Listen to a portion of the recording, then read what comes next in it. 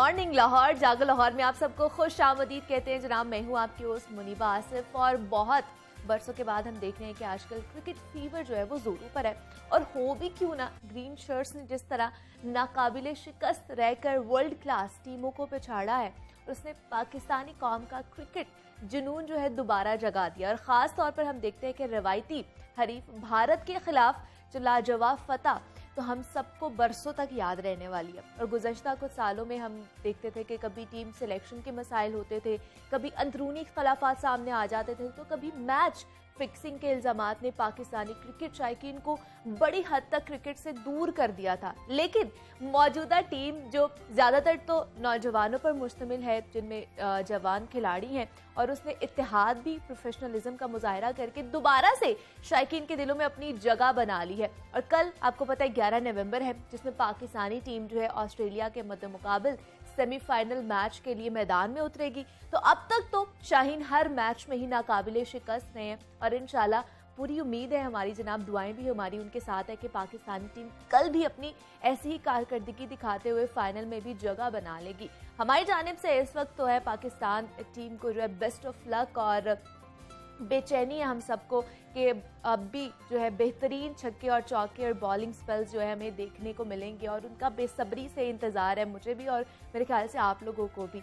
तो फिर देखते हैं कि कल क्या बनता है, उम्मीद तो बहुत ज़्यादा है। अब कुछ बात कर लेते हैं मौसम के इनिंग्स के हवाले से भी। तो आपको पता है कि सुबह और शाम के औकात में मौसम खुनकी इस वक्त आ चुकी है, मगर दोपहर के वक्त की अगर बात की जाए तो खासी गर्मी देखी जाती है। तो आज के मौसम का अहवाल बताएं तो महकमा मौसमियात के मुताबिक आज जो ज़्यादा से ज़्यादा दर्जा हरारत रहने वाला है वो 30 डिग्री सेंटीग्रेड रहेगा, जबकि कम से कम दर्जा हरारत बताया जा रहा है 15 डिग्री सेंटीग्रेड रिकॉर्ड किया जाएगा। जबकि आज मौसम खुश्क ही रहने के इम्कानात है।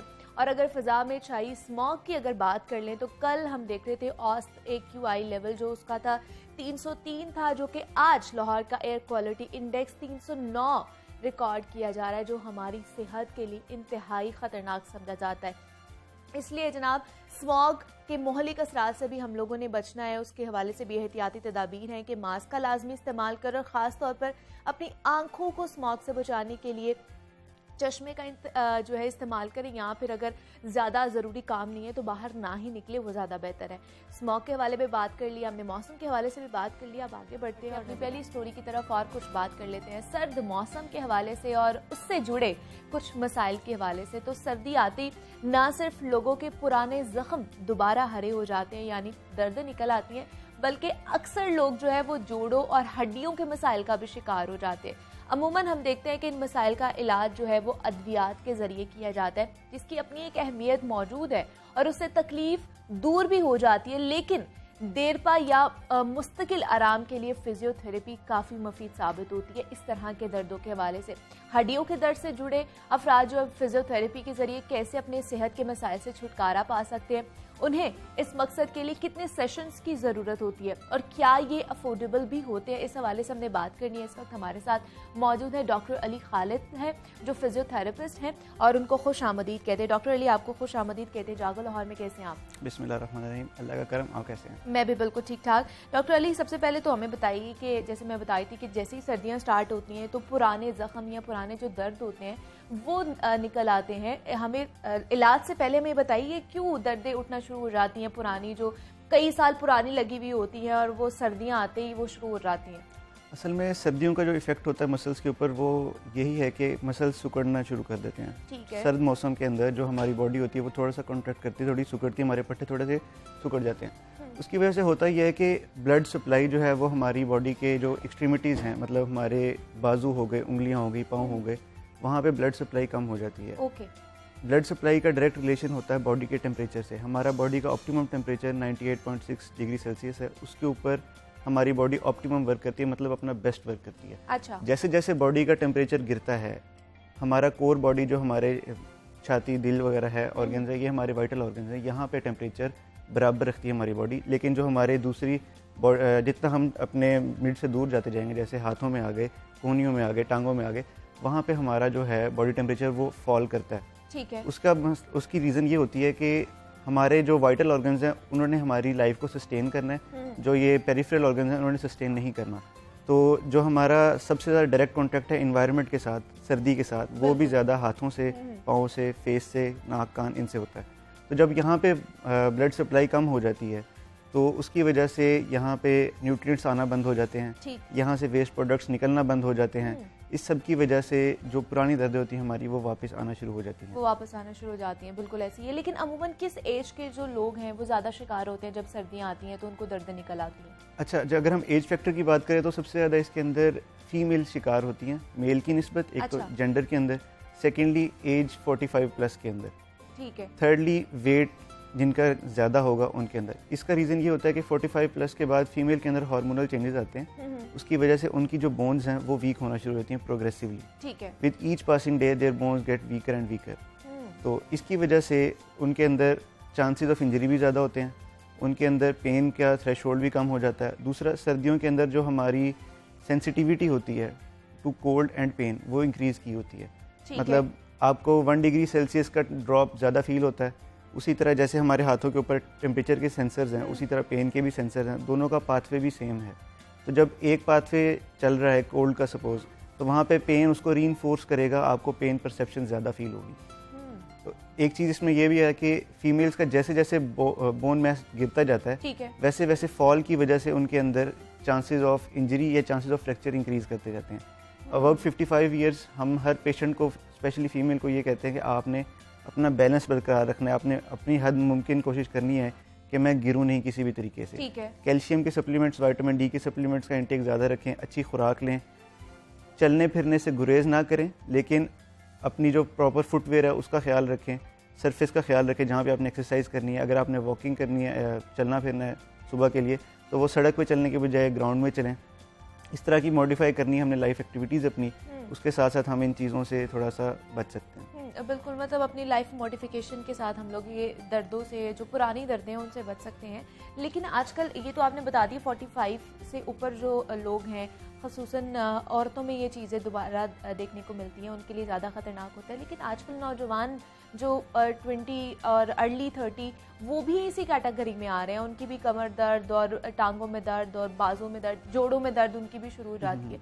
इसकी क्या वजूहात आपको लगती है? जो हमारे यंगस्टर्स होते हैं, एक तो वो ओवर वर्कड होते हैं, ठीक है, दूसरा वो अपनी इस्तात से ज़्यादा काम करते हैं। वो जवानी का खून है, ये सुन के मुहावरा जो है ना, वो ओवर एंथुजियास्टिक होके they push their self to more than their limits. मतलब अगर सपोज मैं 10 घंटे काम कर सकता हूँ तो मुझे 10 घंटे ही काम करना चाहिए, ना कि मुझे 14 घंटे काम करना चाहिए।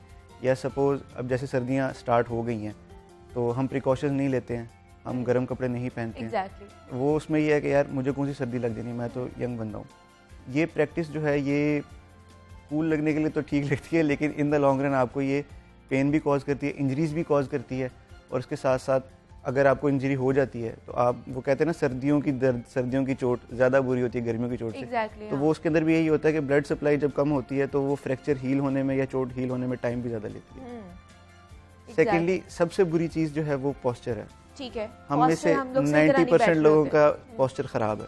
अगर हम जो यंगस्टर्स हैं 20 से 35 ईयर्स, आजकल ज़्यादा डेस्क जॉब्स हैं, फ्रीलांसर्स हैं, तो उनके अंदर ये है कि उनको ज़्यादा देर कंप्यूटर पे बैठना है। बिल्कुल, वो प्रॉपर सीटिंग नहीं लेते, प्रॉपर पोस्चर नहीं करते, अपना प्रॉपरली वो अपना एंगल सेट नहीं करते ग्लासेस का या अपनी स्क्रीन का जो उनके साथ है। इसके अलावा हम उन्हें अगर देखें तो ज़्यादा देर बैठने के बाद आपको चाहिए आप थोड़ी देर स्ट्रेचिंग करें, हम वो स्ट्रेचिंग भी नहीं करते। इसके अलावा हमें चाहिए कि हम आधे घंटे बाद या 1 घंटे बाद एटलीस्ट खड़े होके थोड़ा सा चल फिर वॉक कर लें। वो चीज़ ये है कि आपकी बॉडी को डिटॉक्स कर लें, समझे कि मतलब काफ़ी देर से एक पोस्चर में बैठ के अगर वो वेस्ट मटेरियल्स इकट्ठे हो गए हैं तो आप थोड़ी सी मूवमेंट देंगे अपनी बॉडी को तो आपकी बॉडी उनसे गेट रीड कर जाएगी। लेकिन हम देखते डॉक्टर अली के जैसे गलत पोस्चर में बैठते तो हैं लोग, लेकिन वो किसी स्पोर्ट के साथ बैठ रहे होते हैं, कोई पीछे गद्दी रख ली या कोई ऐसा कुशन रख लिया, कुछ रख लिया, तो क्या वो ठीक है या वो भी गलत है? वो भी पोस्चर आपका ख़राब कर देते हैं या इस तरह की दर्दों का बाइस बन सकते हैं? अच्छा, पीछे गद्दी रख लेना या ये सपोर्ट के साथ बैठना, ये गलत नहीं है।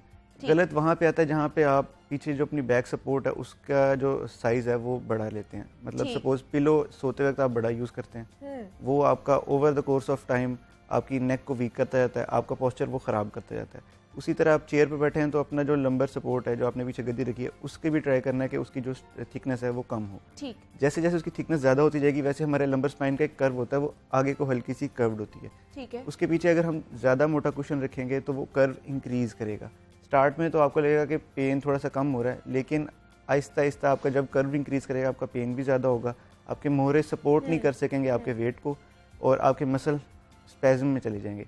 जैसे मसल स्पैज़म में चले जाते हैं कमर दर्द निकल आती है। एग्जैक्टली। फिर कहते हैं जनाब कि मोहरों का मसला हो रहा है, ये हो रहा है।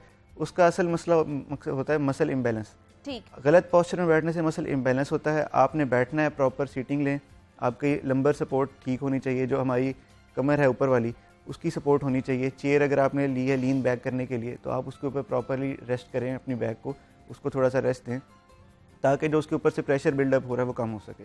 और दूसरा, आजकल लोग बहुत ज़्यादा ट्रैवलिंग भी कर रहे हैं, जिनका काम होता है, जिन्होंने ट्रैवल करके जाना है, 3-3 4-4 घंटे बैठना है, उनके लिए क्या आप सजेस्ट करेंगे? मतलब आजकल बैक पिलोज भी चल रहे हैं जो साथ लेकर हम लोग ट्रैवलिंग कर सकते हैं, क्या वो यूज़ कर लें या किस तरह उन्हें फिर करना चाहिए? क्योंकि ट्रैवलिंग तो उन्होंने करनी है, उसमें आप वॉक नहीं कर सकते उठ के। अच्छा, ट्रैवलिंग के अंदर ये है कि जो लॉन्ग डिस्टेंस ट्रैवलर्स हैं उनके अंदर वो नेक पिलोज जैसे आप बता रहे हैं आए हुए हैं, वो एक अच्छी चीज़ है। आपको एक तो नेक को बार बार धचका लगने से सीट के साथ इम्पैक्ट से रोकती भी है, दूसरा सॉफ्ट कुशनिंग प्रोवाइड करती है आपकी नेक और सरफेस के बीच में। तीसरी चीज़ ये है कि लंबे सफ़र के दौरान सबसे ज़्यादा जो चीज़ इफेक्ट होती है वो आपकी कमर होती है और आपकी लेग्स होती हैं।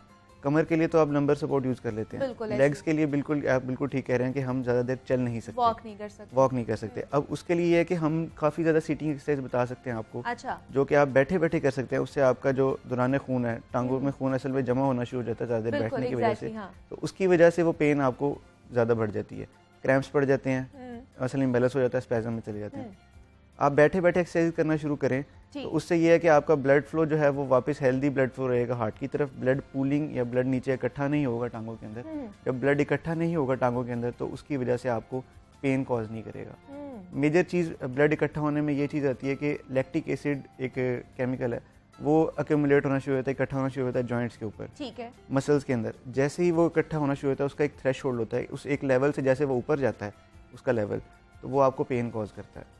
वो फिर मध्यम सी वजह से कहते हैं ना पूरे हिस्से में पेन हो रही है, आप उसे कहीं पिन पॉइंट करके अपना पिन पॉइंट नहीं करके बता देगा डॉक्टर साहब पूरे हिस्से में भी तकलीफ हो रही है। तो वो चीज़ वो लैक्टिक एसिड की वजह से है, वो ज़्यादा देर बैठने की वजह से है।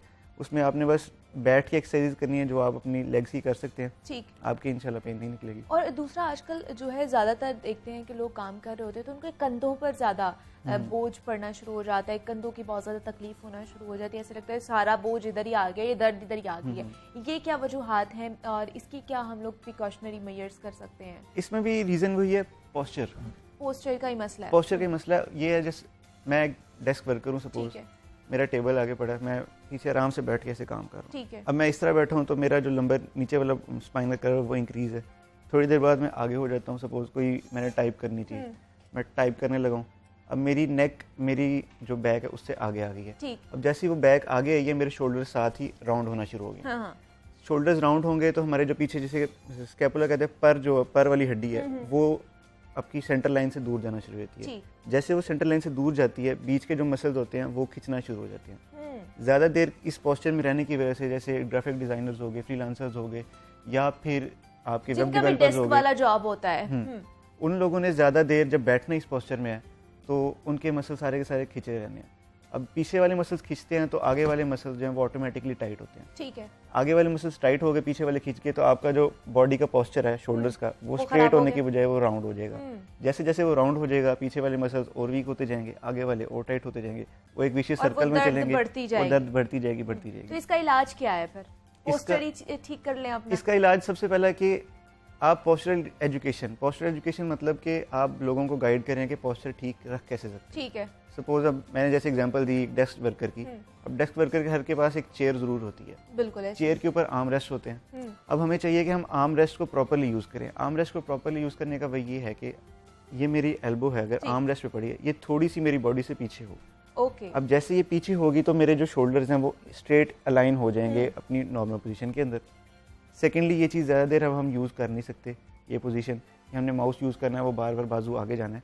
उसके लिए हमें चाहिए कि हम अपनी चेयर आगे कर लें ओके या अपना जो वर्क प्लेस है उसको थोड़ा सा पीछे ले आएं। अब हम जैसे उसे थोड़ा सा आगे करते हैं तो वो हम बिल्कुल स्ट्रेट होकर भी बैठ सकते हैं, टेक लगा के भी अपना माउस भी यूज़ करते हैं, कीबोर्ड भी हर चीज़ यूज़ कर सकते हैं। पहली चीज़ ये है। दूसरी चीज़ ये, जिन लोगों के अंदर ये over the course of years develop हो चुकी हैं, अब जैसे मेरे एक पेशेंट हैं, वो 10 साल से गेम डेवलपर हैं, अच्छा उनकी स्पाइन इतनी ख़राब हो चुकी है कि गर्दन आगे है, ओहो पीछे बड़ा सा हम्प बना हुआ है और आगे को मतलब टोटल डिफॉर्मिटी। ओके अब ऐसे पेशेंट को ट्रीट करने के अंदर टाइम लगता है काफ़ी ज़्यादा, एटलीस्ट 12 हफ्ते का हम टाइम देते हैं, मतलब 3 महीने ऑलमोस्ट, कि आपके जो पोस्चरल मसल्स हैं वो अपने जगह पे अपनी जगह पे वापस अपनी वापस स्ट्रेंथ पे आएं। वापस आएंगे। इसमें करना ये है कि आपने अपने जो अफेक्टेड मसल्स हैं, जो टाइट मसल्स हैं, जैसे ये फ्रंट वाले चेस्ट के मसल्स हो गए, इनको आपने करना स्ट्रेच, ठीक और जो आपके वीक मसल्स हैं हमारी बैक वाले हो गए, उनको हमने करना स्ट्रेंथन। ओके जो मसल स्पेसिफिक एक्सरसाइजेज हैं, मसल आइसोलेशन एक्सरसाइज कहते हैं, हम उस मसल को आइसोलेट कर देते हैं। जैसे चेस्ट का है, इसका वर्क है, इसने अपने आप को पुश करना है, आपकी बॉडी से पुशिंग फोर्स लगवानी है। इसकी जो वो है स्ट्रेचिंग है, उसके अंदर हम बाजू पीछे लेके जाते हैं, ठीक ये है। चेस्ट ऑटोमेटिकली स्ट्रेच होती है। उसी तरह बैक मसल्स का है कि उन्होंने चीज़ पुल करनी है, अपनी तरफ खींचनी बॉडी की तरफ। ठीक है हम उन मसल स्पेसिफिक एक्सरसाइजेज करवाते हैं ताकि वो अपनी स्ट्रेंथ को वापस ला सकें और अपने पोस्चर पे वापस आ ये सारी चीज़ें, ये सारी एक्सरसाइज जो है फिजियोथेरेपी में आ जाती हैं, जी। जितनी भी थेरेपीज आप लोग करते हो तो वो बड़ी मुफीद होती है। मतलब अगर कोई भी पुराने से पुराना आपका दर्द होगा वो फिजियोथेरेपी के जरिए कम हो सकता है या उसको भगा सकते हैं हम। हाँ जी, बिल्कुल ऐसे। ये पुराने से पुराना दर्द आपके जोड़ों का है, ठीक है मोहरों का है, आपके लिगामेंट स्प्रेन हो रहे हैं आजकल काफ़ी ज़्यादा ये स्पोर्ट्स पीपल के अंदर, जो टेनिस खेलते हैं, बैडमिंटन खेलते हैं, जी। उनके अंदर एल्बो इंजरीज आ रही हैं। एग्जैक्टली हाँ मसल स्टिफनेस पोस्ट फ्रैक्चर के बाद जो है वो बाजू काम नहीं कर रहा होता। हम्म। डायबिटीज़ के पेशेंट्स के अंदर जैसे कंधा जाम हो जाता है, आप बाजू उठा नहीं सकते, उठा नहीं कंघी सकते, कर नहीं exactly, सकते, हाँ। कपड़े उतारते आपको, शर्ट चेंज करते आपको प्रॉब्लम होती है। ये सारी चीज़ों का इलाज फिजियोथेरेपी में है विदाउट एनी मेडिसिन। अच्छा हाँ, हम्म, लेकिन इसके अंदर ना 2 चीज़ें आती हैं। ठीक नंबर 1, हमारा जो पेशेंट है वो दवाई खाने वाला जो पाकिस्तानी एक शहरी है, उसको ये है कि भाई मेरी पेन जल्दी से जल्दी ख़त्म हो। हम्म, पेन ख़त्म हो जाती है, मूवमेंट रीगेन करने में टाइम लगता है। एक रूल ऑफ थंब है कि एक चीज़ को डेवलप होने में जितना टाइम लगा है उतना ही टाइम वो लेगी उसको ठीक करने वापस में। आने में। अपने हाँ। जो जगह है उसको छोड़ा है उसने वापस भी तो वही जगह आना है, तो बिल्कुल। उसको उतना टाइम लगेगा। टाइम टेकिंग प्रोसेस है ये। टाइम टेकिंग प्रोसेस है। दूसरी चीज़ इसमें ये है कि फिजियोथेरेपी जो तरीका इलाज है वो पाकिस्तान में काफ़ी महंगा है। बाहर अच्छा। ये हर पेशेंट को अवेलेबल है, क्योंकि बाहर जो है ये बड़ा मकबूल है बाहर, इसलिए ये ज़्यादा जो है वहाँ पर इतना कॉस्टली नहीं है। यहाँ पर क्योंकि हर कोई जाता नहीं है, हर कोई दवाइयों पे इन्हिसार करता है कि अगर यहाँ पर दर्द हुई तो हमने दवाई खा ली और वो एक टेम्परेली जो है हमें जो है इलाज मिल जाता है दवा से।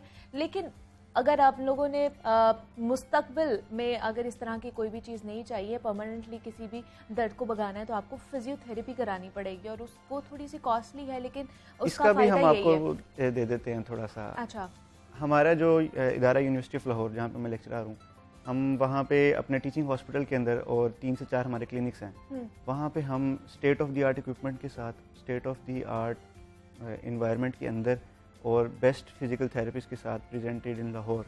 डॉक्टर वसीम हैं, डॉक्टर आसिम हैं, डॉक्टर वकार हैं, डॉक्टर इशफाक हैं हमारे। हम इन लोगों की मौजूदगी में, सरपरस्ती में और इन लोगों के साथ हम 100 रुपये पर्ची के ऊपर जो है अपना पेशेंट का इलाज करवाते हैं, इलाज जो कर रहे डिजर्विंग हैं। होता अच्छा, है। मतलब सिर्फ 100 रुपए उन्हें देने हैं हाँ। और उनका जो है इलाज हो जाएगा फिजियोथेरेपी जो के जरिए। डिजर्विंग पेशेंट है वो 100 ठीक। रुपये ही देगा। अब सपोज एक पेशेंट है वो नॉन डिजर्विंग है, डिजर्व नहीं करता या वो आ रहा है, तो उसको फिर उसकी मतलब हर बंदे की इस्तात के मुताबिक जो है हम उनको डील करते हैं। ठीक है। और इसमें ये नहीं है कि पेशेंट का कितना ज़्यादा मसला है, ज़्यादा मसला तो हम उसे डील नहीं करेंगे। हमारे लिए हर पेशेंट जो है वो एक अलग ह्यूमन बीइंग है, उसकी एक पेन है, हमने उस पेन को हल करना है, उसका मसला हल करना है, उसकी प्रॉपर लाइफ एक्टिविटीज़ बहाल करनी है। तो ये अगर जो कोई शख्स जो नहीं करवा सकता फिजिकल थेरेपी जी और इतना कॉस्टली नहीं कर सकता, तो वो इस तरह दूसरे काफ़ी इदारे हैं, गवर्नमेंट के इदारे हैं, PSRD है ठीक है। पाकिस्तान, ये रिहेबिलिटेशन के लिए है, वहाँ पे फ्री में होता है इसका। ठीक है जी। डॉक्टर अली खालिद हमारे साथ मौजूद थे, फिजियोथेरेपिस्ट हैं। डॉक्टर अली, बहुत शुक्रिया आपके वक्त का, आप Thank you. यहाँ पर आए हैं। और जिस तरह हम बात करते हैं जनाब, हमारी पुराने दर्द और पुरानी जो हमारी पेन्स हैं या ज़ख्म जो हमारे भर आते हैं, हरे हो जाते हैं सर्दियों में, उनको किस तरह हम भगा सकते हैं। फिजियोथेरेपी बहुत ज़्यादा आजकल मुफीद हुई हुई है। उम्मीद करते हो कि आपको पसंद आया होगा। यहाँ वक्त हुआ एक छोटी सी ब्रेक, आपने कहीं नहीं जाना, मिलते हैं इस ब्रेक के बाद।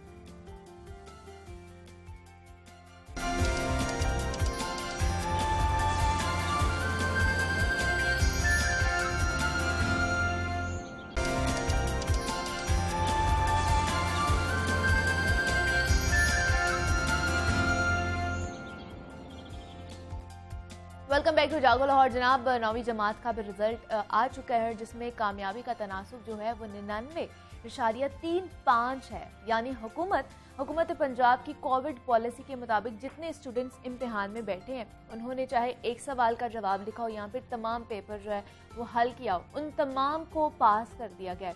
इसीलिए कामयाबी का तनासुब तकरीबन 100% रहा है। उसके साथ साथ इस इम्तिहान में एक रिकॉर्ड भी कायम हुआ है। 9वीं जमात में लाहौर बोर्ड से ताल्लुक रखने वाले 103 तलबा ने पूरे मार्क्स हासिल किए, यानी वो 505 में से 505 मार्क्स हासिल करने में कामयाब रहे। लाहौर बोर्ड ने सिर्फ 4 मज़ामीन के इम्तिहान लिए थे, यानी वो मज़ामीन जिन्हें इलेक्टिव सब्जेक्ट्स कहा जाता है। ताहम पंजाब टेक्स्ट बुक बोर्ड ने अगले तालीमी साल के लिए तालीमी इदारों को मुकम्मल सिलेबस पढ़ाने की हिदायत कर दी है, लेकिन यहाँ कई सवालात भी जन्म लेते हैं। क्या सिर्फ इम्तिहान में बैठने पर आपको स्टूडेंट को पास करना चाहिए? दूसरा ये कि पहले 9वीं जमात में फेल होने वाले फिल्टर हो जाया करते थे, उनको अलग बिठाया जाता था, जिसके बाद मखसूस तलबा जो है वो मैट्रिक तक पहुँचते थे, फिर उसमें पास होने वाले कॉलेजेस में दाखिला लिया करते थे। लेकिन अब जितने स्टूडेंट्स पास हो रहे हैं, आखिर वो दाखिला कहाँ लेंगे? इस हवाले से हमने बात करनी है। हमारे साथ इस वक्त मौजूद हैं काशिफ अदीब जावेदानी साहब हैं, जो all Pakistan private schools association के सदर हैं। तो मैं आपको खुश आमदीद कहती हूँ जागो लाहौर में। कैसे हैं आप? जी अल्हम्दुलिल्लाह, बहुत बहुत शुक्रिया जी। बड़ा इंपॉर्टेंट आपने टॉपिक यहाँ पे है और कंसर्न आपकी बिल्कुल जायज़ है। बिल्कुल ऐसे ही है। और ये 1 साल से तकरीबन 2 साल होने को आगे आप प्रोग्राम भी कर रहे हैं, लाहौर न्यूज़ भी कर रहे हैं, दुनिया न्यूज़ भी प्रोग्राम कर रहे हैं, लेकिन इस मसले का हल नहीं हो रहा, हल नहीं ढूंढा जा रहा। अब सिलसिला ये कि आपने कहा है कि ये दाखिला कहाँ लेंगे बच्चे। अच्छा, ये क्वेश्चन मैं खुद भी अरबाब इख्तियार से करता हूँ कि दाखिला कहाँ लेंगे, और इनका हैरत अंगेज़ बात यह है कि इसका जो सवाल का जवाब है वो उनके पास भी नहीं है। क्योंकि जब ये पॉलिसी बनाई थी, अब मैं आपको एक नए पर्सपेक्टिव पे लेके जाना चाह रहा हूँ कि ये जो पॉलिसी इर्रेस्पेक्टिव की हमारी एकेडमिक्स क्या चल रही है, ये क्या सिलसिला है, जो हमने नतीजा जो एक अखज़ किया है, जो एजुकेशनिस्ट ने जो बैठ के या एसोसिएशंस ने जो हमने ये देखा है, आपस में बैठ के हमने मीटिंग्स की हैं, उसमें हमें ये अंदाज़ा हुआ है कि ये एक पॉलिटिकल मूव थी। अच्छा, अब इसमें पॉलिटिकल मूव इस तरह थी कि सिंध में अगर आप देखा जाए कि सिंध में भी ये सिलसिला हो रहा है और पंजाब में भी ये सिलसिला हो रहा है। अब इन्होंने कोविड पॉलिसी जो बनाई है एजुकेशन की, उसके तहत ही इन्होंने ये बच्चों को पास किया। बिल्कुल ऐसे ही। अब आपको मैं थोड़ी सी बैकग्राउंड में लेता जाऊं कि ये हुआ क्या सिलसिला, कि जो इंटर प्रोविंशियल मीटिंग होती थी मिनिस्टर्स की, उसमें ये सईद गनी साहब जो सिंध के उस वक्त मिनिस्टर थे एजुकेशन के, उन्होंने ये प्रपोजल दी थी कि हमने बच्चों को 5% मार्क्स देने हैं अजाफी जो है, और मैट्रिक में हमने बच्चों को सबको पास कर देना। ये प्रपोजल पंजाब की नहीं थी। अब उनको बादल तब सिर्फ सिंध की थी। एग्जैक्टली, ठीक है। ये फिर बादल नखास्ता इनको पंजाब को भी 5% पे आना पड़ा, क्योंकि वो उनके बकौल ये एक पॉपुलर फैसला था जो पेरेंट्स को, जो आवाम को जो है वो उसका बेनिफिट मिल रहा था। 5% के बच्चों को वो खुश कर रहे थे और ये हो रहा था, इन्होंने भी ये किया। ठीक है। लेकिन इसका एक और भी तसलसल ये है कि कोविड पॉलिसी जब डिस्काउंट की हुई थी, जो पिछले साल इन्होंने 2020 में की थी, पंजाब गवर्नमेंट ने सब स्कूल को कहा था कि 20% आपने डिस्काउंट देनी है, जिसके फीस स्ट्रक्चर चाहे 500 है, जिसका 50,000 है। ठीक है। अब उसका देखा जाए कि क्या किया कि सिंध ने भी इसकी तकलीद की और उन्होंने भी 20% वहां पे डिस्काउंट उनको भी बाद में नखास्ता देनी पड़ेगी, क्योंकि ये पंजाब को एक पॉपुलर फैसला था जिसमें पेरेंट्स को वो कर रहे थे, मतलब रिलीफ दे रहे थे, एक समझे कि रिलीफ पैकेज मिल रहा था उनको। अब सिंध कैसे पीछे रह सकता था? उन्होंने भी इसको पॉलिटिकल मूव को चला और उन्होंने भी मजबूरन 20% वहां पे कर दिया। अब ये टसल जो चल रही है पंजाब और सिंध की आपस में, चाहे एकेडमिक्स हो या कोई भी सिलसिला हो, एजुकेशन का हो, उसका खुमियाजा हम सब भुगत रहे हैं। बिल्कुल ऐसे। ठीक है। अब सिलसिला ये है कि हम जो एजुकेशनिस्ट हैं, या मेरी एसोसिएशन है, तकरीबन हमें 35 साल हो गए काम करते हुए। हमने हर अदवार में मुख्तलिफ जो हुकूमतें उनके साथ काम। लेकिन क्या काशिफ साहब, इस तरह की जब कोई पॉलिसी बनाई जाती है, कोई ऐसा फैसला लिया जाता है, तो स्टेक होल्डर्स यहाँ पे एसोसिएशंस को या आप जैसे लोगों को बिठाया जाता है, पूछा जाता है कि हम ये काम करने जा रहे हैं? देखिए, मैं इसी तरफ आ रहा था कि हम तकरीबन 30 साल से अरसा हो गया हमारी एसोसिएशन इसमें फील्ड में काम करी है। पहले मेरे वालिद साहब अदीब जावेदानी साहब करते थे, हुकूमतों के साथ मिलकर हम पॉलिसी मेकिंग करते थे और सारा है। और अब जो है इस हुकूमत की रविश ये है कि इन्होंने बिल्कुल भी किसी स्टेक होल्डर से मशवरा नहीं किया, और इसमें एक ना एसोसिएशंस को बुलाया गया, उन्होंने कोई अपने मनपसंद लोगों को जो उनकी हाँ में हाँ मिला रहे हैं उनको मिला के उन्होंने एक पॉलिसी बना दी है। अब उस पॉलिसी का देखिए, आप भी अभी तक इस कंसर्न में है कि हमारे बच्चों का होगा क्या। बिल्कुल ऐसे ही है। मीडिया भी कंसर्न में है, आम पेरेंट भी कंसर्न में है कि उसके फ्यूचर एस्पेक्ट्स क्या हैं। कॉलेजेस जो हैं यहाँ पे, कॉलेजेस एक लिमिटेड तादाद में है। बिल्कुल। अगर आप लाहौर की सिर्फ बात करें तो तकरीबन 30 से 40 हज़ार कोई सीट्स बनती हैं कॉलेजेस के, जो मैट्रिक के बाद फर्स्ट ईयर में जाते हैं। अब इतनी लिमिटेड सीट्स हों और 99% बच्चे आपने पास कर दिए हुए, इस दफ़ा आपने देखा इन्होंने पोजीशन अनाउंस भी नहीं की। वो इसीलिए नहीं की, उनको पता था कि ये पोजीशन अनाउंस करके ना तो हमें कुछ मिलना है ना फायदा है। बच्चे जिस तरह पास हुए हैं, फेलियर्स वो बच्चों को सबको भी पास पता है, है। बिल्कुल ऐसे ही है। और ये आपको हैरत की बात बताऊं कि उन बच्चों को भी पास किया गया है जिन्होंने सिरे से एग्जाम ही नहीं दिया था, ऐसे भी रिजल्ट्स आए हैं। जो एब्सेंट थे एग्जाम्स हैं अच्छा, वो भी पास हो गए। एग्जैक्टली, ठीक। वो भी पास हैं। जिन्होंने सब्जेक्ट्स में फेल थे वो भी पास हैं। और ये अमूमन जो हर तो फिर आपको नहीं लगता काशिफ साहब कि ऐसे बच्चों का मुस्तकबिल जो हम लोगों ने दाव पे लगा दिया कि उनको पता है कि हम घर पे बैठे रहेंगे, हम कुछ करेंगे भी नहीं तो हम तो पास हो जाएंगे फिर? आप बिल्कुल ठीक कह रही हैं, क्योंकि अमूमन तौर पर कोविड से पहले जो मैट्रिक का रिजल्ट आता था हमारा, वो तकरीबन 54 या 55% आता था। इसका मतलब ये है 50% तकरीबन बच्चे फेल होते थे 9th में। बिल्कुल ऐसे ही है। अब उन 50% को भी आपने पास कर दिया हुआ है। और पास इसलिए भी कर दिया हुआ है कि इनका जो सेशंस के जो मसले मसाइल जो चल रहे थे, गवर्नमेंट का जो है, इन्होंने हमें भी वहाँ पे एक लगाए रखा है कि बच्चों को पास। अब नेक्स्ट जो एग्जाम होगा, जिस तरह आपने कहा, अपने बता रही थी कि उन्होंने पूरे सिलेबस से होगा। एग्जैक्टली। पहले इन्होंने स्मार्ट सिलेबस से शुरू किया, इन्होंने स्मार्ट सिलेबस में सिलेक्टेड उन्होंने वो टॉपिक्स किए, फिर इलेक्टिव्स में आ गए, उसमें 4 सब्जेक्ट्स का उन्होंने एग्जाम दिया। अब उन्होंने कहा कि आपने सारे एग्जाम लेना है पूरी बुक से। अच्छा, अब मसला ये है कि मैं किसी और प्रोग्राम में बैठा हुआ था जिसमें हायर एजुकेशन के मिनिस्टर यासिर हुमायूं साहब भी थे। ठीक है। वो कह रहे थे कि हमारा अब जो सेशन है वो अगस्त में शुरू होगा। अच्छा। लेकिन अगर खुदा न खास्ता बीच में कोई मसला हो गया या कोविड दोबारा फैल गया या कोई अनफोर्सीन सर्कमस्टांसेस हो गए तो हम आगे पीछे 1-2 महीने भी कर सकते हैं। इसका मतलब ये हुआ कि हमें तक अभी कंफर्म नहीं है कि नेक्स्ट जो मैट्रिक जाएगी उन्होंने एग्जाम कब देने और होना क्या उनके साथ।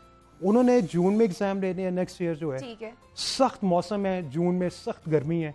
एग्जामिनेशन में पेरेंट्स के पहले कंसर्न है, स्टूडेंट्स ने, हमने भी कंसर्न शो कर दिए हुए हैं। इतनी सख्त शदीद मौसम में एग्जाम नहीं हो सकते कंडक्ट। लेकिन गवर्नमेंट को अभी तक वाज़ेह पॉलिसी नहीं पता उन्होंने करनी क्या है। और जिस तरह यासिर साहब ने कहा है कि हमें ये भी नहीं पता कि हमारा सेशन जो है अगस्त में स्टार्ट होगा कि नहीं होगा। हो सकता लेट हो जाए, हो सकता अर्ली हो जाए, यू नेवर नो।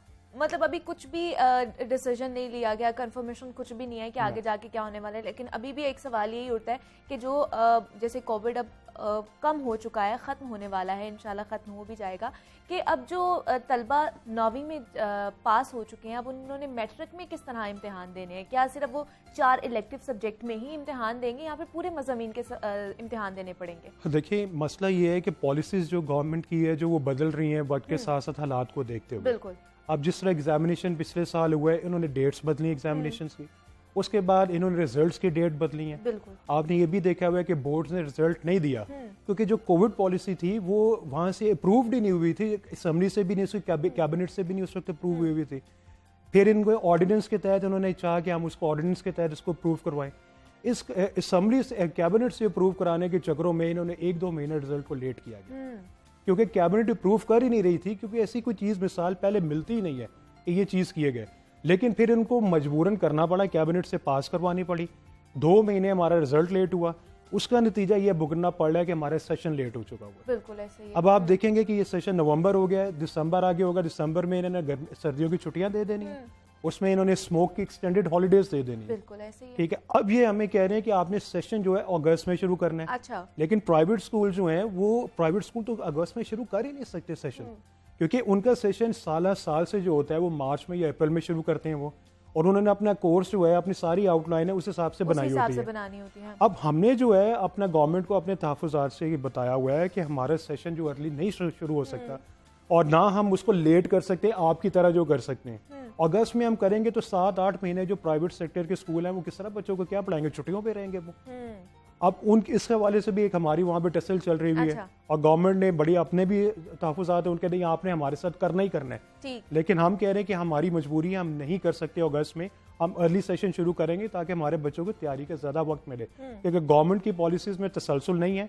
कोई भी खुदा न खास्ता, अल्लाह का शुक्र है कि अभी कोविड की सिचुएशन कंट्रोल में है, बट यू नेवर नो कि ये गवर्नमेंट की तरफ से ये आवाज़ उठती है। कल भी एक वज़ीर का एक आ रहा था बयान के सर्दियों में जो है कोविड की रेशो बढ़ सकती है और इस पर आपको एहतियात करने की ज़रूरत है।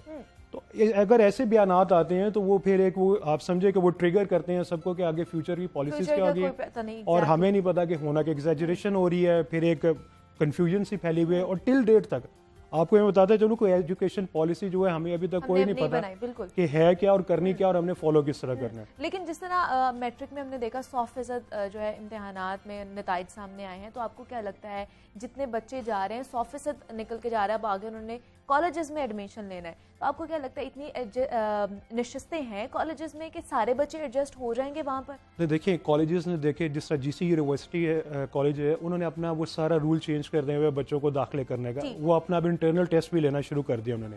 3 वे उनकी टेस्टिंग शुरू हो चुकी हुई है, जिसमें अब ये आप देखें जो बच्चे यहाँ से पास होकर गए हैं अच्छे एग्जाम लेके वो जीसी के टेस्ट में फेल हो रहे हैं।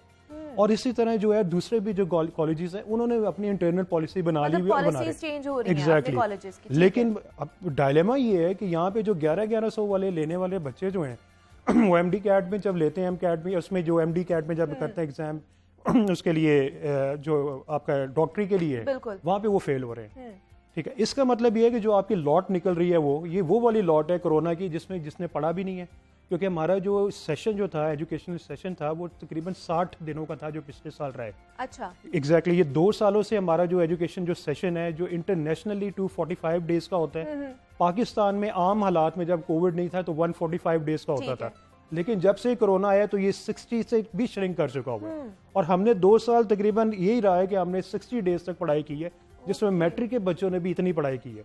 अब गवर्नमेंट के मसला ये है कि गवर्नमेंट की अपनी ये प्रॉब्लम्स हैं कि उनकी जो टीचर्स की शॉर्टेजेस स्कूल्स में अभी भी 1 लाख है। बिल्कुल बिल्कुल। अब उन्होंने उसको कवर करने के लिए और ये पब्लिक को एक अच्छा मैसेज देने के लिए कि इस रिजीम में बहुत अच्छा रिजल्ट चल रहा है और बहुत अच्छी पढ़ाई हो रही है और पीटीआई की गवर्नमेंट बहुत एक्सेल कर रही है, तो उसमें उन्होंने इन सबको कोविड पॉलिसी की नजर करके सबको पास कर दिया। अब जो लॉट आ रही है जिस तरह आपके कंसर्न है उनको कुछ भी नहीं पता आगे करना है। गवर्नमेंट तो कहती है ऑनलाइन जो सिस्टम है उससे तो बड़ा फायदा हुआ है, बच्चों ने घर बैठ के पढ़ा है, स्कूल नहीं गए लेकिन पढ़ा उन्होंने फिर भी है। क्या लगता है आपको फायदा हुआ है हमें ऑनलाइन क्लासेस से? देखिए गवर्नमेंट स्कूल में तो ऑनलाइन क्लासेस एग्जिस्ट ही नहीं करती। प्राइवेट स्कूल जो हैं, अगर आप मैं पंजाब की बात करूं जहाँ पे हम बैठे हुए हैं, तकरीबन 1.25 लाख प्राइवेट स्कूल्स हैं पंजाब में एग्जिस्ट करते हैं। 1.25 लाख में से तकरीबन 90% वो स्कूल हैं जिनकी जो फीस स्ट्रक्चर है 500 से लेकर 2000, और बाकी जो है 1% जो लीड स्कूल्स हैं जिनको हम एलीट इदारे कहते हैं उनका फीस स्ट्रक्चर जो है 5000 से लेकर अबव 50,000 या 1 लाख तक जाता है। इन जो 1% स्कूल हैं इनके पास ये फैसिलिटी अवेलेबल थी। तकरीबन 95% स्कूल्स के पास ये फैसिलिटी ऑनलाइन की प्राइवेट स्कूल्स में अवेलेबल नहीं थी और गवर्नमेंट पे तो एग्जिस्ट ही नहीं करती। हमने यहाँ पे सदर मुमलिकत को मैंने लेटर्स लिखे, ठीक है, उस वक्त फवाद चौधरी साहब थे टेक्नोलॉजी के वजीर, उनको हमने मुलाकात की, वहाँ पे उनको लेटर्स लिखे जाके कि हमें इंटरनेट पैकेजेस दें, हमें यूटेंसिल्स दें, हमें कंप्यूटर्स दें, लैपटॉप्स दें, हम अपने बच्चों को ऑनलाइन की तरफ लेके आए। लेकिन उन्हें कुछ भी कोई फायदा नहीं हुआ, कोई पॉलिसी नहीं बनी, ना हमें वो रियायती निर्खों में कोई पैकेजेस मिले इंटरनेट के जो है, ना हमें कोई इस तरह की ट्रेनिंग दी गई है कि आपने ऑनलाइन को किस तरह करना है। अपनी मदद आपके तहत हमने किया है। और आपको ये भी बताता चलूँ इन पॉलिसीज की वजह से हमारे तकरीबन 10,000 से ज़्यादा स्कूल जो हैं ये पिछले साल बंद हो चुके हैं प्राइवेट सेक्टर के, जिसमें कोविड की वजह से, क्योंकि कोई पॉलिसी नहीं बनाई गई। एग्जैक्टली। उसमें आउट ऑफ स्कूल बच्चों की जो तादाद है वो बड़ी है और हमारी टीचर्स की है जो बेरोजगारी है वो भी बड़ी है। तो गवर्नमेंट इस तरफ भी देखे कि इसमें जो हम एक तालीम को जब इग्नोर कर रहे हैं उसके साथ जो कंसर्निंग जो बाकी फैक्टर्स हैं वो भी बहुत ज़्यादा इफेक्ट हो रहे हैं। बेरोजगारी भी बढ़ रही है, आउट ऑफ स्कूल भी हो रहा है, आपकी एजुकेशन पॉलिसी नहीं बन रही है, ये चीज़ें भी हैं, इसको भी जो देखने की ज़रूरत है और ये स्टेक होल्डर्स को साथ मिला के बैठने की ज़रूरत है जो अभी तक उसका फुकदान है। अगर आप खुद देखें कि मीडिया में अगर आप देखें कितनी आपने कोई मीटिंग्स देखी हैं कि स्टेक होल्डर्स को बिठा के या एजुकेशनिस्ट को या यूनिवर्सिटी का मशवरा लिया हो, उनका मौक़िफ़ जाना हो कि आप लोग क्या चाह रहे हैं, सारे मिल बैठकर एक पॉलिसी बनाते हैं ताकि हमारा जो मुस्तकबिल है वो संवर सके, हमारे नौजवान, हमारे बच्चे जो हैं वो एटलीस्ट तालीम से पीछे तो ना हटे ना। तो हमें ये बताइएगा काशिफ साहब कि जो कोविड की वजह से हमारा तालीमी मेयार कहाँ तक कितना गिर चुका है और कब तक आपको लगता है कि हम स्टेबल हो सकते भी हैं कि नहीं हो सकते? आप देखिए हमारा जो स्टैंडर्ड ऑफ एजुकेशन जो है ना जो दुनिया के अंदर है उसमें हम 50% से भी लो पे लो है। मतलब हमारा इस तरह का स्टैंडर्ड चल रहा है जो कोविड से पहले भी चल रहा था और अब तो उससे भी ज़्यादा कम हो चुका हुआ है। और अब हम उन तादाद हमारी जो है अगर हम इसकी एशियन कंट्रीज़ की बात करें तो हम सबसे लो लिटरेसी लेवल हमारा अब इसमें आ रहा है। वर्ल्ड में भी हम तकरीबन हम जाके 129वें नंबर पे जाके आते हैं और लोएस्ट है, सबसे लोएस्ट है हमारा जो है। सिलसिला ये है कि अब गवर्नमेंट ने पॉलिसीज किस तरह की बनानी है जिसमें हमने लिटरेसी रेट को भी बढ़ाना है। अपने आउट ऑफ स्कूल जो चिल्ड्रन जो गवर्नमेंट कहती है कि 2.5 करोड़ जो है बच्चा वो बाहर है। लेकिन मैं आपको बड़े वसूख से ये बात कर सकता हूँ कि 2.5 करोड़ नहीं है, ये इससे डबल बच्चा इससे है। ज्यादा है। और जो आउट ऑफ स्कूल जो है, और गवर्नमेंट के पास अभी स्कूल्स नहीं है। गवर्नमेंट के जो स्कूल्स हैं वो तकरीबन 48,000 पंजाब में स्कूल है। प्राइवेट स्कूल है 1,25,000 ठीक स्कूल है। है। अब गवर्नमेंट प्राइवेट स्कूल को किसी किस्म की कोई मुराद या किसी किस्म की कोई नहीं देती है, ना हमें हेल्प आउट करती है। टैक्सेस हमारे ऊपर 25 किस्म के लगे हुए हैं। लेकिन अगर आप ये चाहते हैं कि हम आउट ऑफ स्कूल बच्चों को भी लेके आए करें, हमें रिलीफ दें, सब्सिडीज दें, जिस तरह दूसरे शोबेजात को ये दी जाती है। पता नहीं दी जाती भी कि नहीं दी जाती, लेकिन एजुकेशन को इनको जरूर देनी चाहिए। बिल्कुल। अगर ये इतनी बड़ी लॉट है, हमें इग्नोर कर रहे हैं और प्राइवेट सेक्टर को साथ मिला के नहीं चल रहे, स्पेशली जो लो फीस प्राइवेट स्कूल है, हम सैलरीड पर्सन को, लोअर मिडिल क्लास और उसको मिडिल क्लास को टारगेट करते हैं। और गवर्नमेंट भी अपने इसी बच्चों को टारगेट करती है, जहाँ पे मेजॉरिटी जो है गरीबों के बच्चे वहाँ पे पढ़ते हैं। हमारे भी मेजॉरिटी जो स्कूल है 90% है, वहाँ पे 500 से फीस स्ट्रक्चर जो है वो इसी तबके के लोग पढ़ते हैं, वहाँ पे उनके बच्चे पढ़ते हैं। अगर इसकी पॉलिसीज़ नहीं बनाएंगे तो बहुत ज़्यादा मसला मसाइल हो जाएगा। दूसरी बात यह है कि आपके प्रोग्राम के तवज्जुह से ये भी मैं बताता चलूँ कि पेरेंट्स ने और स्टूडेंट ने मुझे एक मैसेज किया है कि जो पेपर चेकिंग का जो म्यार रहा है इस दफ़ा, वो बहुत ही बुरा म्यार था, बहुत ही पुअर रहा है। पुअर रहा है। और जो डिजर्विंग स्टूडेंट, जो बहुत अच्छे लाइक बच्चे थे, जो वो एक्सपेक्ट कर रहे थे कि हमारे जो मार्क्स हैं वो 505 में से बहुत अच्छे आएंगे, ठीक। उनके अनएक्सपेक्टेडली बहुत कम आए हैं। और इसी तरह मैट्रिक का भी यही हुआ, रिजल्ट आया है अनएक्सपेक्टेडली बहुत ही कम इस मार्क्स आए। तरह तो हमारे सिस्टम पे बहुत ज्यादा बोझ पड़ रहा है। बिल्कुल पढ़ रहा है। देखें, अगर आप एक पेपर चेक कर रहे हैं, वो अभी 30 रुपीज़ पर पेपर वो चेक करके लेता है वो। इस दफ़ा जब इन्होंने कोविड पॉलिसी बनाई है, उन्होंने कहा जी सबको ही पास कर ही जाओ, दे अल्लाह की तेरे की जो वो है आते जाओ लेते जाओ नंबर्स जो है। इन्होंने आंखें बंद करके नंबर्स देते हैं। ठीक है, अब जो क्वालिटी जो रही है, अब ऐसे कई सैकड़ों स्टूडेंट है जो अपने रीचेकिंग की तरफ जा चुके हुए हैं। अब उनको पता है कि उन्होंने अगर मेडिकल में जाना है, इस तरह करना है, उनके साथ ज्यादती हो चुकी है। अब गवर्नमेंट को इस तरफ भी देखना है कि अपनी जो चेकिंग का मेयार है इसको भी परफेक्ट करें। दूसरी, पॉलिसी मेकिंग में तमाम स्टेक होल्डर्स को बिठाएं और बैठ के हम इसमें अपने मुल्क के लिए, पाकिस्तान के लिए काम करना है कि दूसरे के दुश्मन के बच्चों को हम कहते रहते हैं अपने बच्चों को तो पढ़ा लें। बिल्कुल ऐसा ही है। जिस तरह हम देखते थे कि तब्दीली सरकार जो नारा लगाती थी तालीम का कि हमारी अव्वलीन तरजीह होगी, तो अगर ये नारा और ऐलानात अगर किए जाते थे तालीम के हवाले से, तो मेरे ख्याल से इसके ऊपर जो है एक मुस्तनद पॉलिसीज़ बनाने की ज़रूरत है, ताकि स्टेक होल्डर्स भी खुश हों और आप लोग भी खुश हों और जो हमारी आवाम है या हमारे जो बच्चे हैं वो भी खुश हों। काशिफ अदीब जावेदानी साहब हमारे साथ मौजूद, सदर है all Pakistan private school association के। सर बहुत शुक्रिया आपके वक्त का, आप यहाँ पर आए हैं और इस हवाले से बड़ी अच्छी गुफ्तगू रही है आपके साथ। और जनाब उम्मीद ही कर सकते हैं कि इस हवाले से भी, तालीम के हवाले से ख़ास तौर पर जो है वो कोई ना कोई अच्छी पॉलिसीज़ सामने आए। जनाब इसी नोट में मुझे एक छोटी सी ब्रेक लेनी है, आपने कहीं नहीं जाना, मिलता है इस ब्रेक के बाद।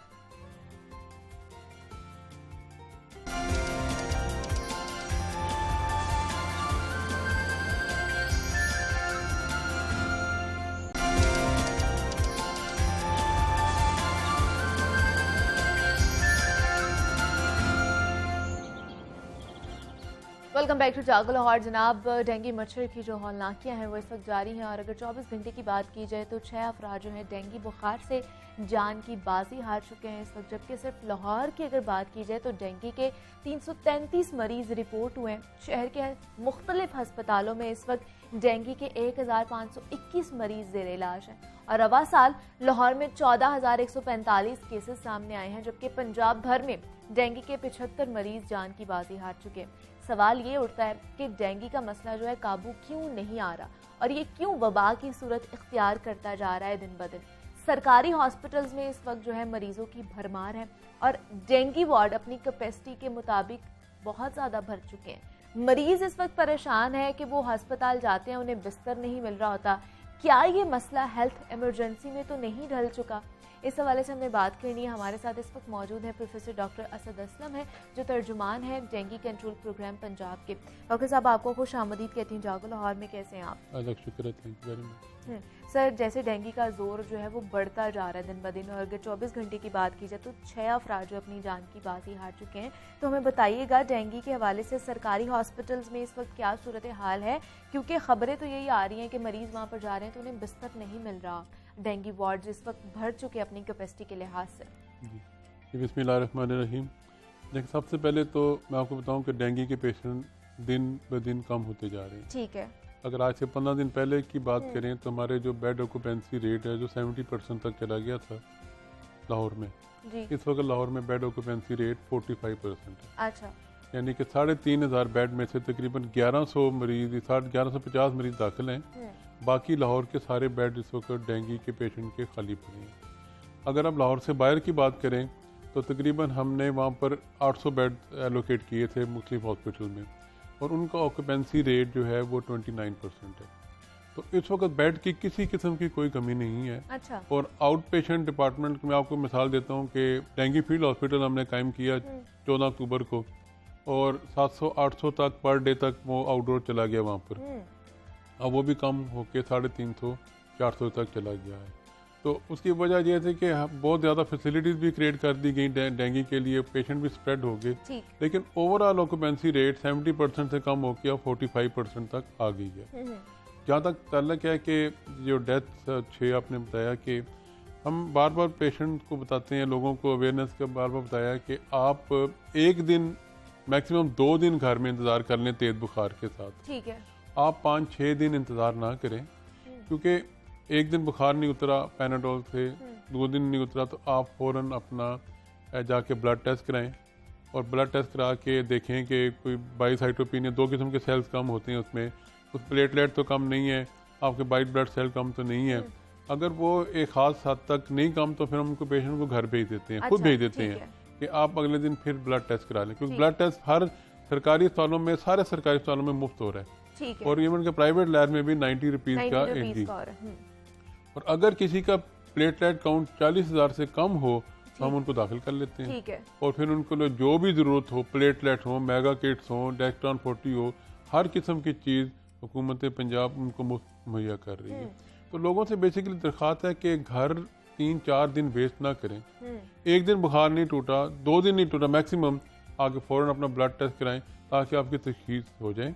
अगर खुदा न खाता आपको डेंगू है तो उसके मुताबिक आपको हदायत दी जाती हैं कि आपने घर जाके क्या करना है, और अगर आपको प्लेटलेट कम है तो हम आपको दाखिल करके आपके स्टेज ऑफ डिजीज के मुताबिक आपका इलाज करेंगे। लेकिन क्या 40,000 से कम ही प्लेटलेट्स होंगे तभी सरकारी हॉस्पिटल्स में दाखिल किया जाएगा, या और भी टेस्ट होंगे? अगर फर्ज करें 1.5 लाख भी प्लेटलेट है, अच्छा, लेकिन वार्निंग साइंस है, बड़ा सख्त पेट में दर्द है, ठीक है, परसिस्टेंट वॉमिटिंग है, बड़ी लेथार्जी, मलेज है, और अल्ट्रासाउंड किया पेट में कोई फ्लूइड मिल जाता है, अच्छा, तो ऐसी सूरत में हम उसको 1.5 लाख हो, 2 लाख हो, हम उसको पेशेंट को दाखिल कर लेंगे। मतलब प्लेटलेट्स पे डिपेंड नहीं करते? प्लेटलेट पर डिपेंड 40,000 से कम हो, 40,000 से कम हो तो फिर जरूर दाखिल करते हैं, क्योंकि कॉम्प्लिकेशन का बहुत खतरा होता है। 40,000 से ऊपर हो लेकिन साथ वार्निंग साइन हो तो हम किसी पेशेंट को रिफ्यूज नहीं करते। ठीक है। और फिर उसके बाद अगर कोई घर पे जैसे मौजूद है और उसकी कंडीशन ख़राब हो जाती है तो घर पे वो किस तरह का इलाज कर सकता है? अगर वो हॉस्पिटल नहीं जा रहा और ज़्यादा ख़राब हो जाए तो किस स्टेज पर उसे हॉस्पिटल का रुख कर लेना चाहिए कि अब घर पे रह कर इलाज करने की नौबत ना? जी, मैं कहने लगा था तो आपने शुरू कर दी, बहुत अच्छी बात है। मैं लोगों को प्रॉब्लम क्या आ रही है कि घर में क्यों हालत बिगड़ती है। बिल्कुल देखिए, डेंगू का जो बुखार है उसमें हमें सिंपल दवाई चाहिए, पैनाडोल, और पानी ज़्यादा पिए, ठीक है ना जी। लेकिन पेशेंट क्या करते हैं, घर में वो अद्वियात देते हैं, non steroidal anti inflammatory drugs. अच्छा, अब मैं मतलब प्रूफिन दे दी, ये बहुत, इससे बजाय फायदे के नुकसान हो जाता है। तो ये जो दवाइयाँ हैं ये प्लेटलेट को नकारा कर देती हैं। अच्छा, और जब ये मरीज दिन में 3 दफ़ा दवाई लेगा तो इसका असर कई हफ्ते रहता है इन दवाइयों का। तो इसलिए इस बीमारी में पैनाडोल के अलावा कुछ भी नहीं लेना। पैनाडोल लें, कालपोल लें, उससे मिलती जुलती चीज़ लें। ये non steroidal anti inflammatory drug contraindicated हैं। ये आपकी बीमारी को तशवीशनाक हद तक लेके जा सकती हैं और आपको ब्लीडिंग हो सकती है। जो कंट्रा इंडिकेटेड ड्रग्स हैं वो लोग घर में लेते हैं और एंड रिजल्ट क्या होता है कि वो ब्लीडिंग के साथ अस्पताल में आते हैं। मतलब उनकी कंडीशन वर्स्ट हो गई होती है, वो घर पर ही खुद से कर रहे होते हैं। जो आसपास के क्लिनिक होते हैं उस पर जाकर वो लोग उस तरह की ड्रग्स ले रहे होते हैं, या जिनको दवाइयाँ ही हम कहते हैं, कि वो उनकी कंडीशन सही होने के बजाय वर्स्ट होती जाती है। तो इसलिए जनाब 1 या 2 दिन आप लोगों ने वेट करना है, उसके बाद आप रुक कर लें हॉस्पिटल का, ताकि आपकी कंडीशन ज़्यादा ख़राब ना हो। दूसरा सर, दोबारा से मैं ये पूछूंगी कि क्यों जो है लाहौर में बेकाबू हो चुका है डेंगू मच्छर, क्या ये मजबूत से मजबूत तर होता जा रहा है, जैसे कोरोना वायरस मजबूत से मजबूत तर होता जा रहा था और अपनी शक्लें चेंज करता जा रहा था, डेंगू वायरस का भी यही हाल है? जी, अब तो डेंगू के पेशेंट कम हो रहे हैं, जैसे मैंने शुरू में बताया। एक मच्छर जो आज पैदा होता है वो उसकी लाइफ 1 महीना है। ठीक है ना जी। आज से जो 1 महीना पहले मच्छर पैदा हुआ था उसने 1 महीना पूरी लाइफ गुजारनी है। प्रॉब्लम ये है कि हमें जो एक्सपर्ट ने ये आउटडोर फॉगिंग वगैरह का मना कर दिया है कि वो नहीं करनी। अच्छा। क्योंकि लोगों को सांस की बीमारी हो जाती है। ठीक है। हमारी बड़ी लिमिटेशन है। लेकिन अब ये हो रहा है कि जिस घर से एक पेशेंट आया है हॉस्पिटल में डेंगू का, हम उसके इर्द गिर्द 49-48 जो हाउसेज हैं उसमें जाके IRS इंटरनल रेजिडुअल स्प्रे करते हैं और उस पूरे इलाके को देखते हैं कि वहाँ पानी वगैरह तो नहीं खड़ा, वहाँ पर उनको वहाँ पर स्प्रे करते हैं, दवाई अच्छा। डालते हैं। ठीक। इसके अलावा कि अब जो हुकूमत की डिस्ट्रिक्ट गवर्नमेंट की जो टीम्स हैं वो मुख्तलिफ एरियाज पर जाके वो छापे भी मार रही हैं, होटलों में जा रही हैं, घरों में जा रही हैं, हॉस्पिटल में जा रही हैं, और जिस जिस जगह उनको लार्वा दस्तयाब होता है, पानी खड़ा है, ऐसी जगहों पर लोग नहीं बाज आ रहे, फिर भी पानी को खुश नहीं करते, FIR तक दर्ज की है। तो इन चीज़ों का फ़र्क काफ़ी पड़ गया। अच्छा। अब जो लार्वा भी मिलने कम हो गए हैं, वो जो ओपन वाटर जो पॉन्ड से वो भी काफ़ी हद तक, बहुत हद तक लोगों को उन्होंने कम करना शुरू कर दी है, क्योंकि विजिलेंस काफ़ी हो रही है, मॉनिटरिंग काफ़ी हो रही है। ठीक है, मॉनिटरिंग हो रही है और देखा जा रहा है, और जिस तरह प्रोफेसर साहब बता रहे हैं कि अब डेंगू का जोर जो है वो कम होता जा रहा है और मरीज़ भी कम हो रहे हैं, कैपेसिटी रेट जो है वो बढ़ता जा रहा है और मरीज़ कम हो रहे हैं, बेड्स अभी मौजूद है, अवेलेबल हैं। लेकिन डॉक्टर साहब हमें बताइएगा किस लेवल पर जो डेंगू के मरीज़ को हम वाइट सेल्स या फिर ये लगाने की ज़रूरत पड़ जाती है, किस लेवल पर आकर? ये जो प्लेटलेट जी, ये जो बेसिकली कंसल्टेंट डिसाइड करते हैं, वो जब लीकेज हो बॉडी के अंदर, अच्छा, जब अल्ट्रासाउंड कराते हैं पेट का, उसमें हमें फ्लूइड मिलता है, चेस्ट का वो करते हैं उसमें वहाँ पर फ्लूइड मिल जाता है, तो वो इंडिकेशंस होती हैं कि जब हमें प्लेटलेट पेशेंट को देने पड़ते हैं। तो वो बेसिकली एक फिजिशियन ही डिसाइड करते हैं depending upon leakage in the body. अगर बॉडी के अंदर प्लेटलेट कम होने की वजह से लीकेज शुरू हो गई है, तो ये लीकेज क्यों शुरू हो, ब्लड वेसल से, इसकी वजह क्या है? वो इसलिए कि वो खून कि वो जम नहीं रहा ना, ठीक, खून जम नहीं रहा, प्लेटलेट कम हो गए हैं, तो वो खून आउट ऑफ ब्लड वेसल निकल के जिस्म के टिश्यूज में जाना शुरू हो जाता है। अच्छा। और पेट में काफ़ी उसका अल्ट्रासाउंड से पता चल जाता है, चेस्ट प्लूरल फिजन से पता चल जाता है, लंग के इर्द गिर्द पता चल जाता है। तो वैसी कंडीशन में हो और अगर किसी को फ्लूइड ना भी हो लेकिन ब्लीडिंग हो रही है, तो ऐसी सूरत में हमें उनको ब्लड ट्रांसफ्यूजन देनी पड़ती है। मेगा किट अस्पतालों को मुहैया किए गए हैं कि हर अस्पताल में 10 मेगा किट हर वक्त मौजूद रहती हैं। अगर एक इस्तेमाल हो गई है, 9 रह गई हैं, तो फ़ौरन 10वीं रिप्लेस कर दी जाती है। कि हर अस्पताल में बड़ी स्टैंडिंग इंस्ट्रक्शन है मिनिस्टर साहब की, मतलब तमाम जितनी भी फैसिलिटीज हैं वो इस वक्त मौजूद हैं तमाम हॉस्पिटल्स में, जितने भी इसमें चाहिए क्या, पैनाडोल लाखों की तादाद में अस्पतालों में मौजूद है, डेक्टन 40 हज़ारों की तादाद में मौजूद है, मेगा किट हर अस्पताल में 10 मौजूद हैं। तो ये जो बुनियादी जो क्रिटिकल केयर की चीज़ें हैं सारी मौजूद है और फ्री ऑफ कॉस्ट है। ठीक है। और दूसरा आजकल हम देख रहे हैं कि लोगों को दवाई तो वो खा रहे हैं, लेकिन क्या उनको जो बोतलें लग रही हैं डॉक्टर जो लगा रहे हैं, क्या वो लगाना ठीक है? देखें, इसमें फ्लूइड ओवरलोड भी नहीं करते। ठीक है। ये बड़ा ही टेक्निकल बीमारी है, इसमें बड़ी सोच समझ के ड्रिप लगानी चाहिए।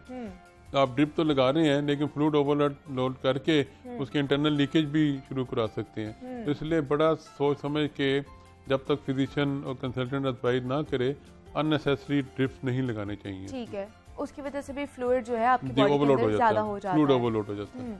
और अगर क्या आप जो है जूसेस भी पी रहे हैं, बहुत से लोग हैं अनार का जूस या सेब का जूस, देन जो है पपीते के पत्ते का भी जूस पी रहे हैं, क्या वो ठीक है, पीने चाहिए? वो ठीक है, वो उतना ओवरलोड नहीं करते ना, वो उतना ओवरलोड नहीं करते। जो ड्रिप वगैरह तो डायरेक्ट ही आपके सर्कुलेटरी सिस्टम में चली जाती है ना, डायरेक्ट ही, तो इसलिए ये बाकी जूसेस वगैरह से इतना वो हार्मफुल नहीं है। अच्छा, वो पी सकते हैं, वो पी सकते हैं। दूसरा सर, ये तो हमने डेंगू की बात कर ली, अब स्मॉग का जैसे सीजन आ चुका है और अभी और ज़्यादा इसने जो है वो अपनी डेंसिटी में जाना है, मतलब और ज़्यादा स्मॉग हमें देखने को मिलेगी। तो इस हवाले से हमें बताइएगा कि स्मॉग जो है हमारी आंखों को सांस के मसला हो जाता है, जिसकी वजह से तो वो और इसके अलावा दीगर हमारे अज़ा को किस तरह मुतासर कर रहा है और हमें इससे बचना कैसे है? देखें, बेसिक बुनियादी तौर पर स्मॉग है क्या? ठीक। ये mixture of fog and pollutants हैं। ठीक है। 6 किस्म के पोल्यूटेंट्स होते हैं। इसमें सल्फर डाइऑक्साइड है, ओजोन है, लेड है, क्या नाम उसका, कार्बन मोनोऑक्साइड है, ठीक है ना जी, और नाइट्रोजन डाइऑक्साइड है, ठीक है ना, और कार्बन मोनोऑक्साइड है। अब हर चीज़ का मुख्तलिफ असरात है। अब जो क्या नाम उसका, ये जो शुरू में आप इसको ओजोन को ले लें, ये रेस्पिरेटरी डिजीज़ बहुत काज करती है, लोगों को शॉर्टनेस ऑफ ब्रेथ हो जाती है। अब क्या नाम उसका, ये और बाकी जो सल्फर डाइऑक्साइड है, ये ना सिर्फ सांस की बीमारियां करती है बल्कि ये आंखों को बड़ी इरिटेशन करती है। ये पोल्यूटेंट्स हैं, स्किन में भी एलर्जी कर देते हैं। ठीक है। तो इसके अलावा 5 चीज़ें इसमें ऐसे पर्टिकुलेट मैटर होते हैं, इसमें पर्टिकुलेट मैटर होते हैं, वो ना सिर्फ सांस की बीमारियां करते हैं बल्कि हार्ट के एरिथमियाज भी कर देते हैं। तो ये 6 किस्म के पोल्यूटेंट्स होते हैं इस स्मॉग में। इस स्मॉग के अंदर फॉग प्लस these 6 पोल्यूटेंट्स, ये मिलके फॉग प्लस ये 6 पोल्यूटेंट मिलके स्मॉग बनाते हैं। ठीक है। अब इसकी एहतियात क्या है? सबसे पहले तो लोगों को एहतियात ये करनी है कि इन दिनों में अननेसेसरी आप खुली जगह पर ना जाएं, ठीक है, सड़कों पर ना जाएं, अवॉइड करें आउटडोर एक्टिविटीज। बिल्कुल। अगर आपने मोटरसाइकिल चलाना है, साइकिल चलाना है, आप हेलमेट पहने, गॉगल्स पहने, ठीक है, इससे आप अपनी आंखों को बचा सकते हैं। ठीक है जी। और एक्सरसाइज, विगरस एक्सरसाइज फायर नहीं करनी आपने, इससे आपको सांस की तकलीफ हो जाएगी। जेंटल वॉक करें, बस जेंटल वॉक करें, ये करें। और जो बीमारी, जो दिल की बीमारी वाले हैं और जो जिनको अस्थमा की शिकायत है, वो अपनी जो दवाइयाँ बाकायदगी से लें। उनके लिए ये जो है ये बड़ा खतरनाक सीजन हो सकता है। और दिन में जब भी आप घर से बाहर जाएं, वापस आएं, नहाएं जरूर। ठीक है, बड़ा ज़रूरी है नहाना, क्योंकि पॉल्यूटेंट बहुत हैं इसमें स्मॉग में, तो आपके सारे जिस्म पर लग जाते हैं। तो नहाना बड़ा ज़रूरी है इसमें, दिन में एक मरतबा जब आप बाहर से वापस घर आए। और दूसरा सर, इस अगर सीज़न में या इस मौसम में किसी ने अगर आई सर्जरी की जिन्होंने करवाई हुई है, उनके लिए कितना खतरनाक हो सकता है? मतलब क्या उनके जो लेंसेज वगैरह है उनका कोई मसला तो नहीं हो सकता? कुछ भी नहीं होता। जो कॉन्टैक्ट लेंस लगाते हैं, जो कॉन्टैक्ट लेंस लगाते हैं, उनके लिए बड़ी एहतियात है। ठीक। उनको क्या नाम उसका, इसमें बड़ी सख्त एलर्जी हो सकती है। पहले कॉन्टैक्ट लेंस इटसेल्फ एलर्जी काज कर सकता है, ऊपर से जो स्मोक की वजह से सल्फर डाइऑक्साइड है वो मजीद इरिटेशन काज कर सकता है। तो फ्रीक्वेंट आई वॉश, साफ पानी से, या आर्टिफिशियल टीयर्स मिलते हैं बाजार से, आर्टिफिशियल टीयर्स, वो बड़ा फ्रीक्वेंटली घंटे घंटे बाद डालें। अगर फिर भी आंखों की सुर्खी या खारिश खत्म ना हो, आंखें रब नहीं करनी, रब करने से आप आंख का कॉर्निया को खराब कर देते हैं। तो आप फिजिशियन से, ऑप्थेल्मोलॉजिस्ट से मशवरा करके एंटी एलर्जी ड्रॉप इस्तेमाल करें, तो उससे भी आपकी काफ़ी हद तक ये तकलीफ जो दूर हो जाएगी। ऑपरेशन की कोई कंट्राइंडिकेशन नहीं है, क्योंकि आंख ऑपरेशन के बाद सील हो जाती है। अच्छा। और जो स्मॉग है वो आंख के अंदर तक नहीं पहुंच सकता, इसलिए बाहर, आंख के बाहर जो झिल्ली है वहां तक ही ये अपना काम करती है। लेकिन बहुत से लोग जो है ये स्मॉग के सीजन में जो है रोज वाटर का इस्तेमाल करना शुरू कर देते हैं आंखों में डालने के लिए, वो ठीक है? कोई हर्ज नहीं, कोई नुकसान नहीं उसका, उससे कोई नुकसान तो नहीं है हमारी आंखों को? नहीं, नुकसान कोई नहीं, लेकिन होना वो प्योर होना चाहिए।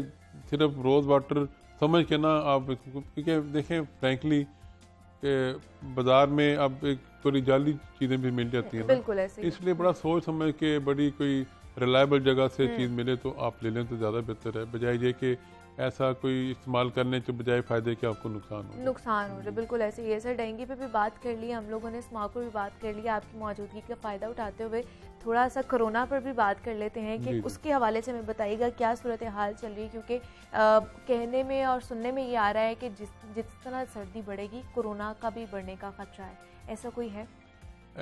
मेरा अपना ज़ाती ख्याल है, बल्कि एक्सपर्ट्स का भी, कि हम काफ़ी हद तक वैक्सीनेशन कर चुके हैं, तो बहुत बड़ा एडवांटेज है। मुझे नहीं लगता कि इंशाल्लाह अब हम अभी 5वीं लेयर नहीं देखनी पड़ेगी, क्योंकि लेकिन ये लोगों पर डिपेंड करता है।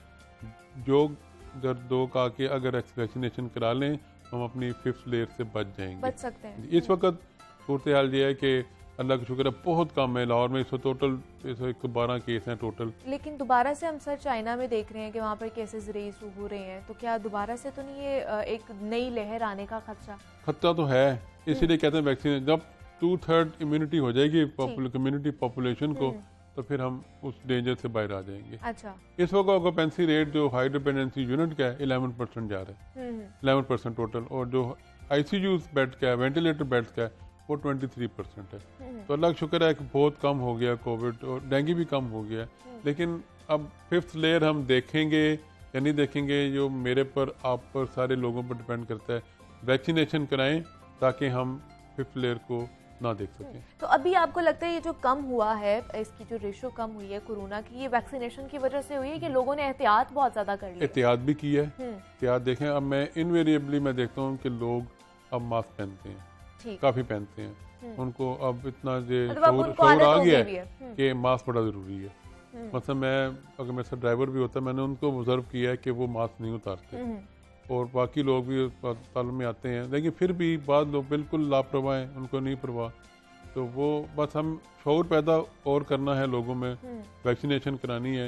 ये 2 चीज़ें हमें इससे कोविड से बचा देंगी, 5th लेयर से बचा देंगी। 5th लेयर से बचा लेंगी। लेकिन सर क्या ऐसे भी पेशेंट्स आए हैं जिनको डेंगू भी हो और कोरोना भी हो?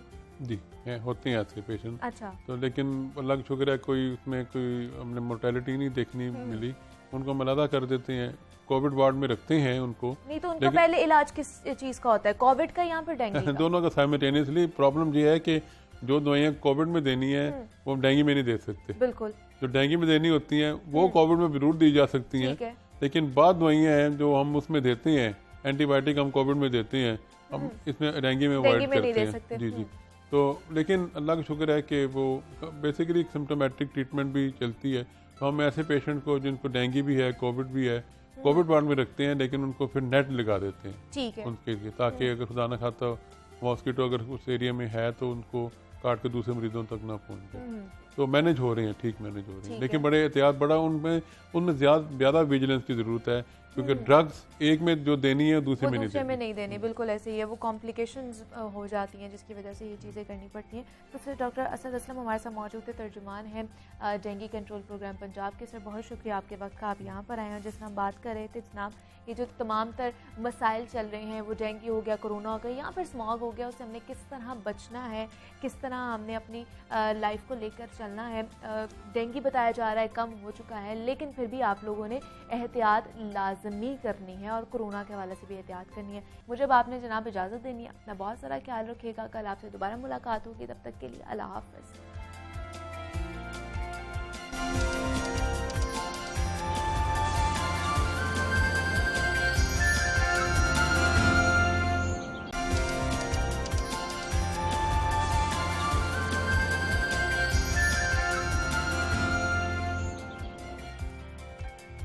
वेलकम बैक टू जागो लाहौर। जनाब आप कुछ बात कर लेते हैं महंगाई की ट्रेन की, जो कि दौड़ी ही जा रही है, रुकने का नाम ही नहीं ले रही, कोई काबू ही नहीं कर पा रहा उसको।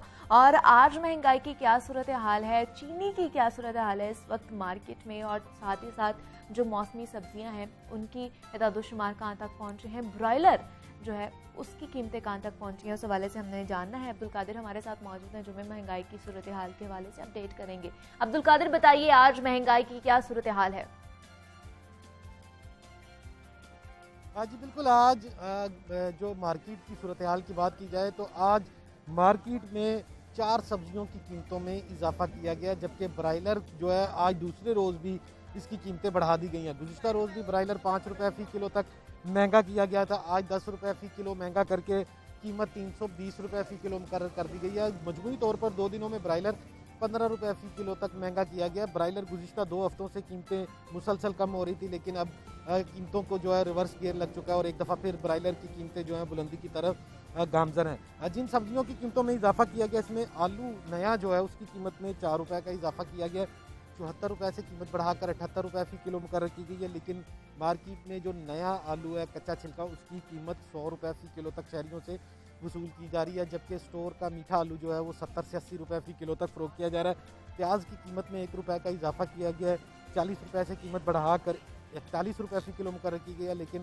प्याज की फ़रोख्त जो है वो 55 से 60 रुपये फ़ी किलो तक की जा रही है। लीमू 10 रुपये महंगा किया गया, 70 रुपये से कीमत बढ़ाकर 80 रुपये की गई है, लेकिन लीमू की फ़रोख्त जो है वो 100 रुपये फ़ी किलो तक की जा रही। फूल गोभी की कीमत में भी 5 रुपये का इजाफा किया गया, 62 से कीमत बढ़ाकर 67 रुपये फ़ी किलो मुकर्रर की गई है, लेकिन फूल गोभी 67 के बरक्स 90 से 100 रुपये फ़ी किलो तक फ़रोख्त की जा रही है। टमाटर की कीमतें आज जो है वो हैरानकुन तौर पर सरकारी नरकनामों में 15 रुपये फ़ी किलो तक कम की गई हैं, लेकिन मार्केट में टमाटर जो है दर्जा अव्वल का बदस्तूर 160 से 180 रुपये फ़ी किलो तक फ़रोख्त किया जा रहा है, और 135 रुपये जो दर्जा अव्वल के मियारी टमाटर की कीमत सरकारी नरकनामों में बिल्कुल ऐसे ही है। जो सरकारी रेट लिस्ट है उसके तो बरअक्स ही कीमतें ली जा रही हैं या फ़रोख्त और ख़रीदो फ़रोख्त हो रहा है। हमें बताइएगा चीनी की क्या सूरत हाल है अब्दुल कादिर, इस वक्त मार्केट में मिल रही है या नहीं मिल रही? जी बिल्कुल, चीनी की किल्लत जो है वो अभी तक ख़त्म नहीं हो सकी है, क्योंकि मुकामी मोटी चीनी जो है वो तो मार्केट में अब आज जो है वो चौथा रोज़ हो चुका हुआ है, बिल्कुल गायब है, क्योंकि होल सेल डीलर जो हैं चीनी के, उनकी जानिब से चीनी की ट्रेडिंग जो है मुकम्मल तौर पर मुअत्तल की गई है। जो मुकामी चीनी है वो 150 रुपये फ़ी किलो तक परचून दुकानों पर बिकती थी, लेकिन ज़िले इंतज़ामिया की जानिब से जो है वो महंगी चीनी फ़रोख्त करने वालों के खिलाफ कार्रवाई की गई, जुर्माने, छापे और मुकदमात का इंदराज किया गया, जिसके बाद परचून बाज़ारों में जो परचून और करियाना दुकानदार मालकान है उनकी जानिब से मोटी चीनी की फ़रोख्त को मुकम्मल तौर पर बंद कर दिया गया इन जुर्मानों से बचने के लिए। ताहम जो हुकूमत की जानिब से घरेलू सार्फिन के लिए बारीक दरामदी चीनी जो बिल्कुल ऐसे ही है। अब्दुल कादिर हमें बता रहे थे जिस तरह की मकामी चीनी जो है वो इस वक्त बिल्कुल ही मार्केट से गायब है, लेकिन अगर वो उसको देखा जाए तो कहीं से 150 रुपये किलो मिल रही है, कहीं से 160 रुपये किलो मिल रही है, लेकिन ओवरऑल जो है महंगाई की सूरत हाल के हवाले से मैंने बताया वो बढ़ती ही जा रही है। अब्दुल कादिर हमारे साथ मौजूद है। अब्दुल कादिर बहुत शुक्रिया जनाब। आगे बढ़ते हैं और अब कुछ बात कर लेते हैं टेक्नोलॉजी के हवाले से। आपको पता है टेक्नोलॉजी का ये ज़माना है और जिसमें नई और मुनफरिद ऐप्स हमारे सामने आ रही हैं। एक बटन दबाओ और ऐप के ज़रिए तमाम तर सहूलियात और मालूमात हासिल हो सकती हैं हमें। ऐसे में लाहौर से ताल्लुक़ रखने वाले प्रोफेसर तलहा खान ने एक मुनफरिद ऐप तैयार कर ली है जिसका मकसद कुरानी तालीमात का फ़रोग है, और इस ऐप के ज़रिए लोग ना सिर्फ कुरान मजीद को आसानी से पढ़ सकेंगे बल्कि उसका इस्तेमाल करने वाले तहाइफ भी हासिल कर सकेंगे। आखिर उन्हें ये ऐप बनाने का ख्याल कैसे आया और कब ये ऐप जो है लॉन्च हो रही है, इस हवाले से उन्हीं से बात कर लेते हैं। प्रोफेसर तलहा खान हमारे साथ मौजूद हैं जो इंफॉर्मेशन टेक्नोलॉजी के माहिर हैं। तलहा, मैं आपको खुश आमदीद कहती हूँ। जाको लाहौर में कैसे हैं आप? अल्हम्दुलिल्लाह, अल्लाह का शुक्र है। आप सुनाएं, आप कैसे हैं? मैं भी बिल्कुल ठीक ठाक। हमें बताइएगा ये ऐप बनाने का ख्याल कैसे आया आपको कि इस हवाले से आपने ऐप बनानी है? मुनफरिद चीज़ है, मुनफरिद आइडिया है ये। First of all thank you very much for inviting me. Basically Pakistan के अंदर ना बहुत सारे ऐसे टैलेंटेड लोग हैं, बहुत सारे ऐसे आइडियाज़ हैं जिनके ऊपर अगर काम किया जाए तो बेशुमार रोज़गार क्रिएट हो सकते हैं। उनमें से एक आइडिया हमने क्रिएट किया। इस एप्लीकेशन को बनाने का मकसद बेसिकली ये था कि लोगों में इस्लाम को ज़रा थोड़ा सा जो है ना हाईलाइट किया जाए। आपको पता है कि पाकिस्तान में बहुत सारे लोग ऐसे हैं जो फ्री टाइम अपना गेमिंग इंडस्ट्री में स्पेंड करते हैं, बहुत सारे लोग ऐसे हैं जो अपना फ्री टाइम किसी और जगह पे यूटिलाइज़ करते हैं। तो हमारी कोशिश ये थी कि लोगों का एक तो टाइम भी कैश किया जाए और उनको एक ऐसी जगह पे लाया जाए जिसमें उनको कुछ ना कुछ अपॉर्चुनिटी भी मिल जाए।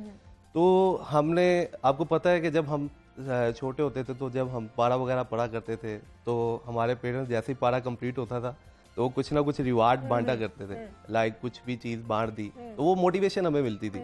तो वही चीज़ आज अगर हम देखते हैं तो हमें तब हमारे पेरेंट्स सुबह सुबह उठा के हमारा भी करते थे, सुबह सुबह जाना भी पड़ता था, पारा वगैरह पढ़ना पड़ता था। लेकिन अभी बहुत कम माएँ ऐसी हैं जो सुबह सुबह अपने बच्चों को उठा के भेजें। कुछ हालात ऐसे हैं, कुछ वैसे ही जो है ना हम नहीं उठाते हैं बच्चों को। तो उसी रुझान को हमने दोबारा इसी अवेयरनेस में जो है ना वो डेवलप किया, इस एप्लीकेशन को डिज़ाइन किया ताकि वही मोटिवेशन हम यहाँ पे क्रिएट कर सकें। तो वो बच्चों को जो मोटिवेशन मिले यहाँ पे आगे, एक तो रिसोर्सेज मिल जाएं, दूसरा ये है कि एक रिवार्ड हम दे रहे हैं, और दूसरा ये है कि इसमें फिर कवारियत भी लोग जो है ना वो समझते हैं कि ख़त्म होनी चाहिए। तो उसमें भी एक चीज़ हमने रखी यहाँ पे। आपको पता है अल्लाह ताला ने कहा है कि कुरान में मैंने खोल खोल के बयान किया है, और कुरान की आयतों को खोल खोल के बयान किया है। तो हमने इसमें तर्जमा साथ रखा कि लोग यहाँ पे आएँ, और वो हाईलाइट कर दिया कि लोग अरबी के साथ तर्जमा लाजमी पढ़ें। जैसे ही उनका पारा कंप्लीट होता है उनको एक पॉपअप मिलता है, उसमें कुछ रिवार्ड्स हैं, लाइक ग्रोसरी की आइटम है, लाइक क्रॉकरी की आइटम्स हैं, गारमेंट्स की आइटम्स हैं, कुछ कैश हैं, या कुछ मतलब डिफरेंट एक्टिविटीज़ हमने रख दी।